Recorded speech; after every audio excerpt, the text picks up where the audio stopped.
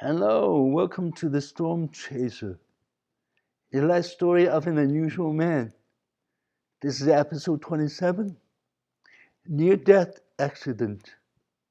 My name is John, and I'm from Anaheim, California. In my last episode, episode 26, I've shared with you about how God opened up the doors for me to get an education when I first came to America. I also mentioned about my first summer job where I got fired. Yes, I got fired. You didn't know that? So go back and watch episode 26 to find out more about that part of my life story. So let's pick up where we left off from my last episode. When I was fired from that summer job, I believe I was close to completing my associate degree in electronic communication. I started looking for my first real job in my field of education. Mind you, back then in 1978, we didn't have no internet. I had to look through hundreds of job ads in newspapers. What a pain it was. I remember looking at many of those ads and trying to determine which company I would fit in. Mind you, again, we did not have internet back then. So there's no easy way to research what each company's profile looks like without knowing much about America and its geography. I didn't really want to relocate. So my requirement was that this company must be local. So one day I came across an ad of one company that was less than 15 miles from where I used to live. There were no other companies that come close to it as far as distance is concerned. The product that they were designing and manufacturing were the industrial CRT television monitors. The job position posted was an electronic technician.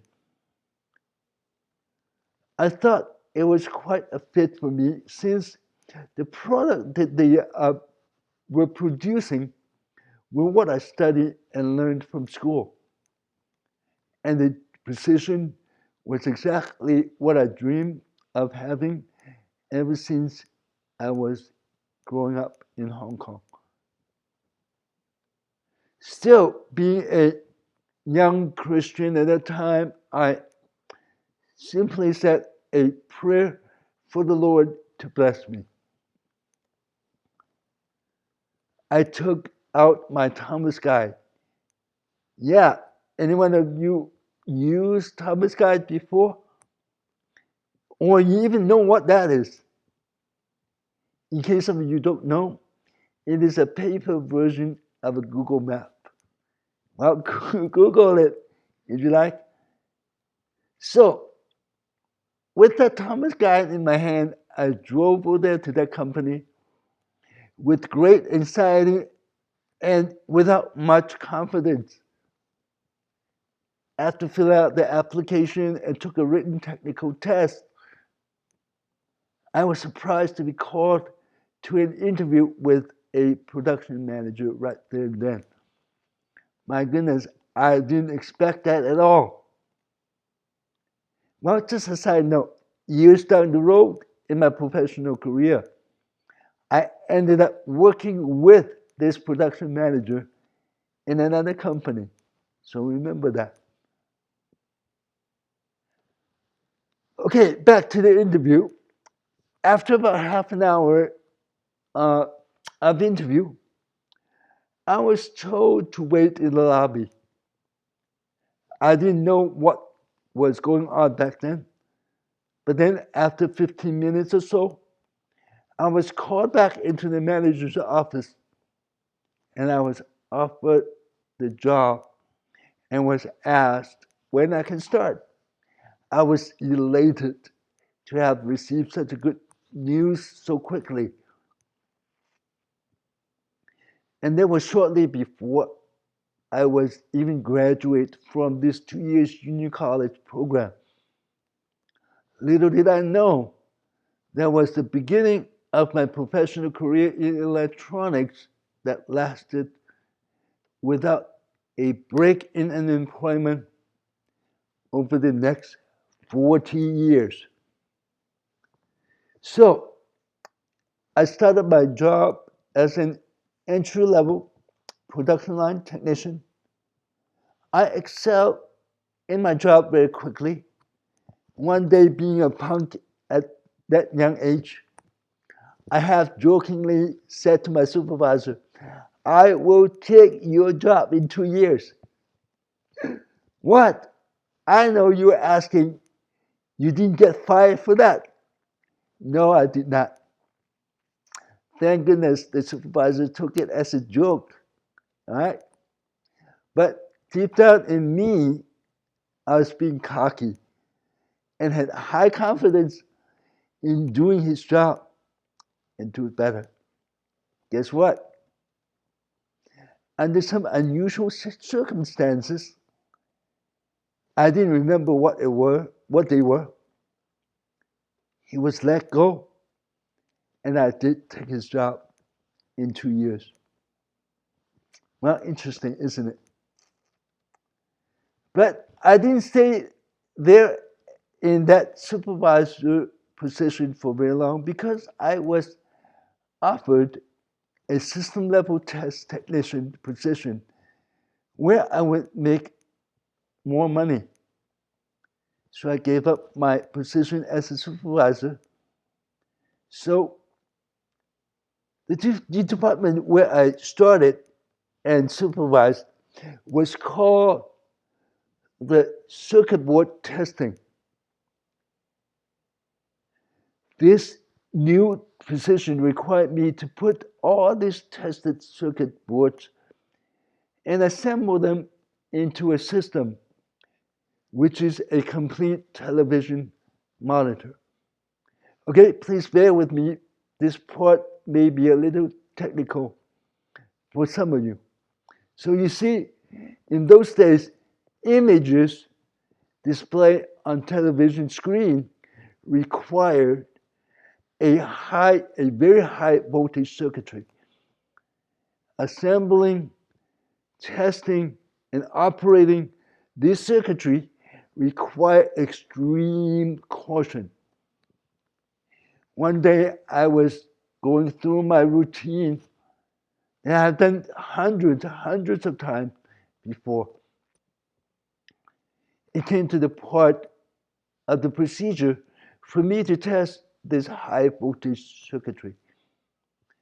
I reached in and I remember seeing a big flash of light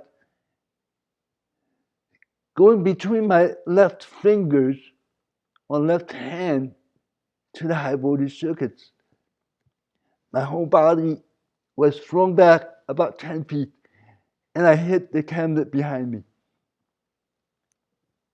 And then I passed out.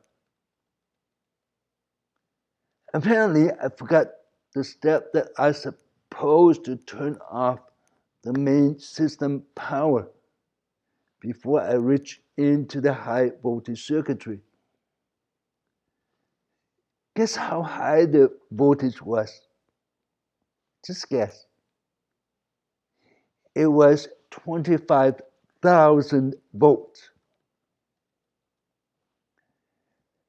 Next thing I knew, I woke up in the hospital with EKG machines connected to my bodies. They were checking my heart and my brain. I was there overnight for observation. Just before I was released, the doctor said to me that my head injury when I hit the cabinet was not consequential. However, I was fortunate that only some of my heart tissues were damaged, but should not have much long-term consequence. And of course, my burned finger were quickly healed. After a couple of days of rest, I was back at the job. Well, at least I received a hero welcome, right? I then realized why my position as a system level test technician got so much more pay in wages. It was because of this kind of possible occupational hazard. Well, looking back in this particular period of my life and ended up with this near-death experience, I would like to share some of my thoughts with you. Starting with the unusual journey in how I was admitted to this junior college and received an education in electronic communications and learned specifically how a CRT television works. And then to be able to find a job so close to home and with a company that design and manufacture product that I've learned so much about at school. Coincidence? I don't think so. With the experience I had gained from being an entry-level production line technician to a supervisor, this prepared me for a long-term rewarding supervisory and managerial position I took on years down the road, where I wouldn't have known at the beginning of my career. Again, coincidence? I don't believe so. Who would have known the production manager who hired me for my first job would become one of the key persons that affected my job change years into the future? Coincidence? I don't believe so. These life events I have shared with you just in this episode, I know they were no coincidence. I believe everything is divinely set up by God and a specific purpose in God's plan for my life. As for my near-death accident, I don't believe that was an accident per se. Looking back, it was clearly my own carelessness caused this event to happen. But I believe that God allowed it to happen in my life to show me His grace and mercy.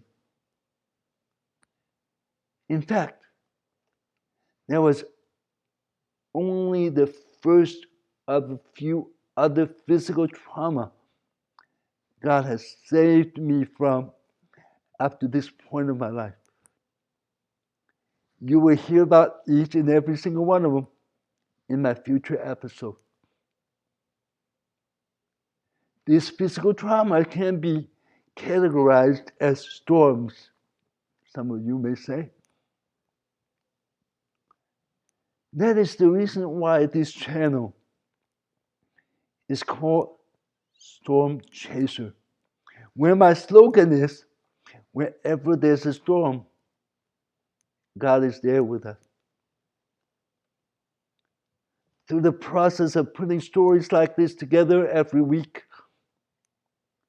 God allows me to see how He has been paving the life path for me. I thank God for giving me the mission in sharing my life story with you and other viewers.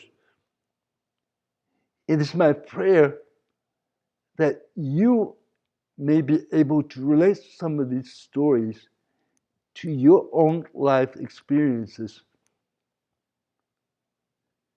Through them, we together can see our lives are not just some random events that just happen. They are designed and planned by God according to His perfect will and purpose for your life and mine.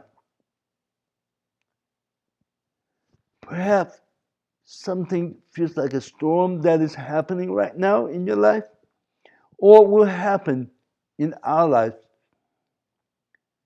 that we simply don't understand. But let us be encouraged by God's promise in Jeremiah chapter 29, verse 11. He says, "For I know the plans I have for you, declares the Lord. Plans to prosper you and not to harm you. Plans to give you hope and a future." God got you, and He got me.